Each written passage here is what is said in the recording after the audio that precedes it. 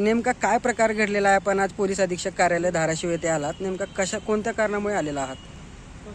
आज एक गावात एक माणूस आहे आमच्या की तो माणूस असं विनाकारण त्रास देतो नाही का, रस्त्यावरून म्हणा शेतावर म्हणा, परत काही गोष्टींवर भांडणं करून केस टाकायची, चुकीच्या गोष्टी सांगून माणसं अडकवायची कामं करतो.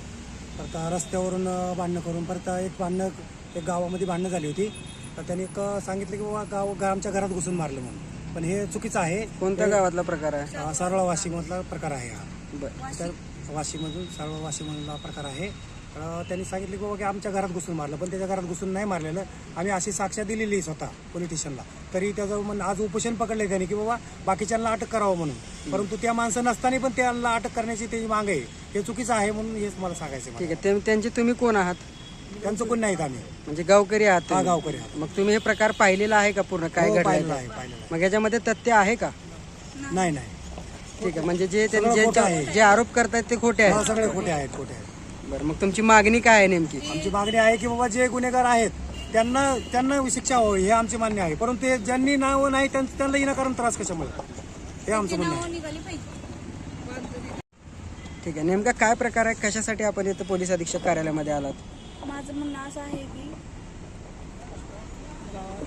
आमच्या गावात प्रकरण झालेलं आहे. कोणतं गाव? सारोळा वाशी. काय प्रकरण झालं होतं? थोडे भांडणं झालेली होती. 30-8 भांडणं झाली. आम्हाला माहित नाही, आम्ही शेतात राहतो. आम्हाला काही पण माहित नाही. माझा मुलगा आजारी होता, त्याचं पण नाव घातलं. माझे मिस्टर पिंपळगावला होते, त्यांचं पण नाव घातलं. असे 5-6 जणांचे त्यांनी नाव मुद्दाम घातले. तर डोक्या दगडाने फोडून घेतो आणि असे सगळ्यावर आरोप लावून सगळ्याला हाणमार करतो. काही प्रत्येक जण त्याची 50 केस आहे. तुम्ही त्याचं रेकॉर्ड बघा, आमचं पण रेकॉर्ड बघा. मी माझ्या पांडुरंग खेड्याची पत्नी आहे. मी बोलते, जर नाही सोडलं माझ्या नवऱ्याला, जर अटक केली तर नाही, मी सुद्धा अमर उपोषण करू शकते लेकरं बाळ चुना घेऊन इथं. ठीक आहे, मग ते आमरण उपोषणसाठी बसला, ते त्यांचं जे बोलणं आहे ते तथ्य आहे का त्याच्यामध्ये? काय सगळं खोट आहे. नाही सगळे आमच्या गावात तुम्ही स्पॉट पंचनामा करा. खरं कोण एवढे लेकरं लई भांडणं कुठं झालेत, काय झाले, काही कुठे आरोप करतोय. 30,000 रुपये चोरले, कुणी चोरले, कुठं कुणाची शेतच घेतो लिहून, पैसे घेतले म्हणतो, कुणी घेतलं नाही, काय नाही, कुणाच्या जागा घेतो, कुणाचं काय. सगळ्याला त्याने आमच्या पूर्ण गावाला त्रास आहे. आमचा आज सगळे जे आलेत ना, फक्त त्याला वैतागून आलेत कंटाळून. आता आपली मागणी काय आहे? आमची मागणी आमचे माणसं सोडावात, सुखरूप सोडावात. आणि आमचे आरोपी नाहीत. आरोपी असले तर आम्ही राहू शकतो, तर आम्हाला सुद्धा अटक करू शकत तुम्ही. खरं जर असलं तर खरं तुम्ही तिथं बघा. हे सगळं खोट आहे त्याचा. काही हाणमार करतो आणि सरकारी दवाखान्यातून सर्टिफिकेट आणतो, सगळ्याला अटक करतो. मग सारखंच असं करते. त्यांनी काय केलं, पहिलं माझ्या पुतणीचं लग्न मोडल्यावर त्यांनी काय केलं, आमचे 8 माणसांनी त्याला विचारलं. त्यांनी 8 माणसाच्या ऐवजी 10 माणसाची नाव घातली. आम्हाला शिक्षा झाली नाही, वाशिता कोर्टात सोडून दिलं. 5,000 रुपये दंड भरून सोडलं. आणि नंतर ह्या माणसाला शिक्षा नाही झाली म्हणून बळच आमची नाव आत घातले त्यांनी, कारण ह्या माणसाला भरपूर शिक्षा व्हावं म्हणून. त्याचं हीच फक्त कारण आहे, दुसरं काय नाही. तुम्ही दखल घ्यावी ह्या गावात आमच्या सारोळ्याला स्पॉट पंचनामा करून. ठीक आहे, जे ते आरोप लावतात ते तुमच्या समोर होतात का? तुम्ही त्यावेळेस जे आम्ही घडले शेतात होते राहतो, घटना? आम्हाला काय माहिती, माझ्या मुलापाशी कॅसेट ठीक आहे आहे, ना. तुम्ही समोर होतात. तुम्ही कोण आहात त्यांचे?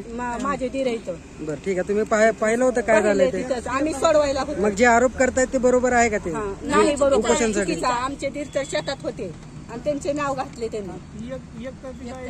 तेरला होते, त्यांचे सुद्धा नाव आणि घातले. माझ्या मुलाला फोन आला त्या वेळेला की गावात किरकिर झाली म्हणून. मग माझ्या मुलाचा खुली कॅसेट आहे का? एका आमच्या पुतण्या दिरानी कॅसेट करून घेतली, कुणाची बी नाव घालते. रोडला भांडण झाली, घरात पंचनामा करतो. आणि गावातला एक पण माणूस नाही साक्षीदारला. असं असतं कुठे भांडणं? 100 माणूस असताना एकच साक्षीदार नसतो का?